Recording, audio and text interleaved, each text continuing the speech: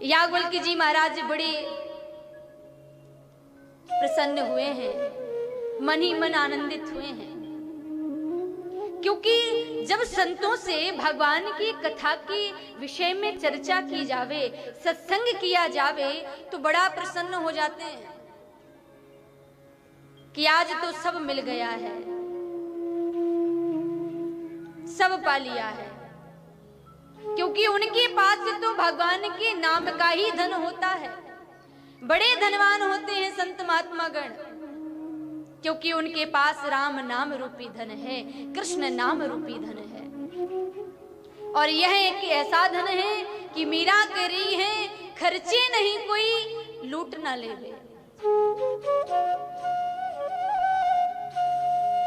मैंने राम रत्न धन पायो, अमोल है, इतना सुंदर धन पाया है। महाराज जी कह रहे हैं, भगवान श्री याज्ञवल्क्य को भरद्वाज समझा रहे हैं,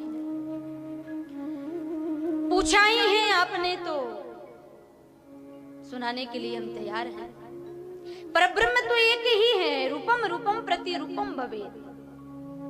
भगवान ने इस धराधाम पर 24 अवतारों को धारण किया है।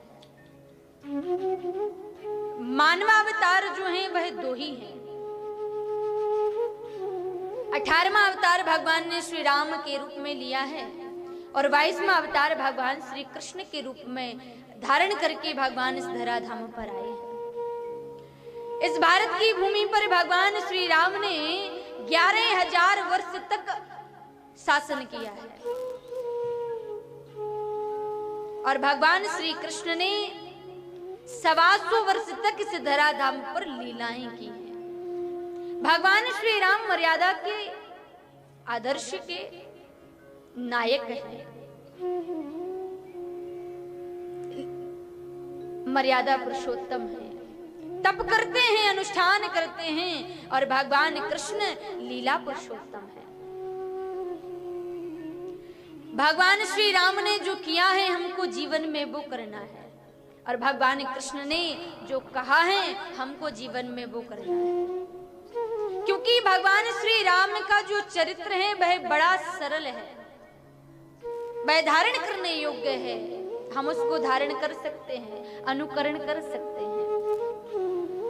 लेकिन कृष्ण का जो चरित्र है उसको करने में बड़ा साहस चाहिए है ना। ब्रज में जो व्रज गोपिकाएं जाती हैं, किसी भी गोपी को चलते हुए देख लिया लाला ने तो आवाज दे दी पीछे से, भाभी राधे राधे। तुरंत जवाब मिलता, पीछे से आवाज आती, अरे लाला राधे राधे। लेकिन यदि आप लोग करेंगे ऐसा तो गड़बड़ हो जाएगी। किसी की बहन बेटी जा रही हो, पीछे से आवाज देकर बोलिएगा जरा, अरे बहन राधे राधे। दूसरे दिन आ जाएंगे घर वाले, मेरी बहन को राधे राधे बोलता है। वह लीलाधारी है, उनके कार्य बड़े टेढ़े हैं। लेकिन जो किया है कृष्ण ने उसको हम कर नहीं सकते, लेकिन जो कहा है उसका तो हम पालन कर ही सकते हैं। उस गीता को तो जीवन में हम अपना ही सकते हैं।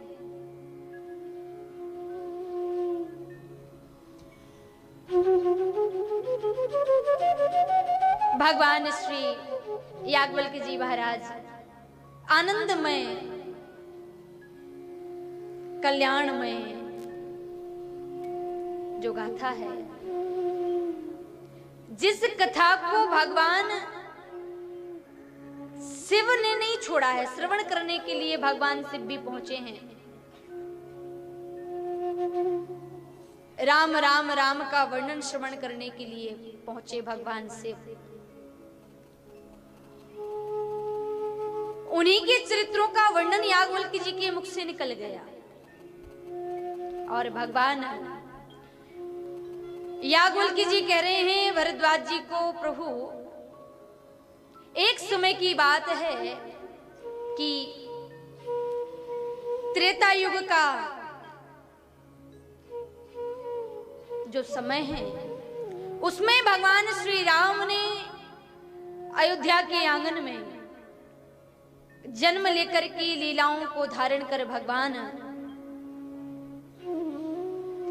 दंडकारण्य वन में लीला करने के लिए, भ्रमण करने के लिए निकले हैं। अयोध्या में भगवान दशरथ के आंगन में जन्म लेकर आए, मंगलगान हुआ, विश्वामित्र जी का आगमन हुआ, राम लक्ष्मण को लेकर के गए, मारीच स्वाहु जैसे राक्षसों का उद्धार किया, जनकपुर में धनुष भंग किया।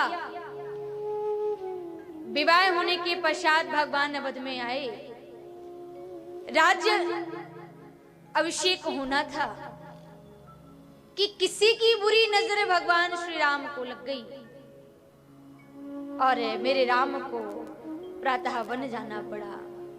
वहां एक राक्षस ने मैया किशोरी का हरण कर लिया,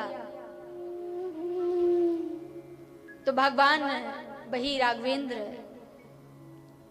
ब्रह्मांड के नायक जगदाधार जगत नयनता होने पर भी अपनी पत्नी को हम साधारण मानव जन के जैसे खोजते हुए भटक रहे थे।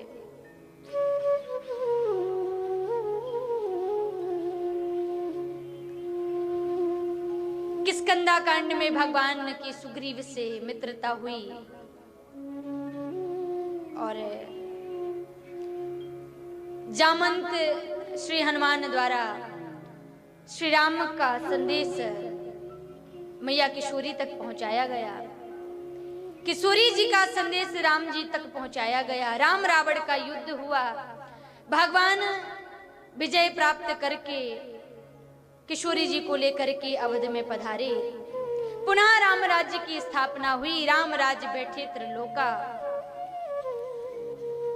इतनी सी मात्र कथा हम युगो युगांतर जन्म जन्मांतर कल्प कल्पांतरों से सुनते चले आ रहे हैं, कहते चले आ रहे हैं, लेकिन ना इस कथा में कहने वाला थकता है, ना इस कथा को सुनने वाला थकता है।